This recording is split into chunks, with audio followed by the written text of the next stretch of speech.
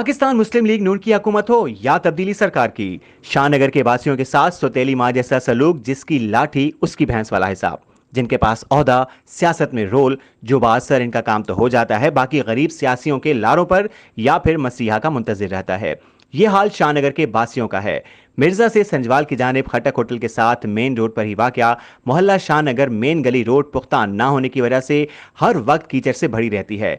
नकासी का इंतजाम ना होने के बायस कोई पुरसाने हाल नहीं, कोई वाली वारिस नहीं। सियासी शख्सियात के घर के सामने तक तो रोड बना हुआ है, लेकिन क्या बाकी आवाम इंसान नहीं? जनाजा तक गुजारना बहुत मुश्किल, नमाजियों, बच्चों, खासकर मरीजों के लिए दुश्वार गुजार राह है। एहलियान मोहल्ला का मुतालबा है, वादे नहीं, ऐलानात नहीं, इफ्तिताह नहीं, हमारे हाल पर रहम किया जाए, रोड जल्द अज जल्द तामीर करवाया जाए।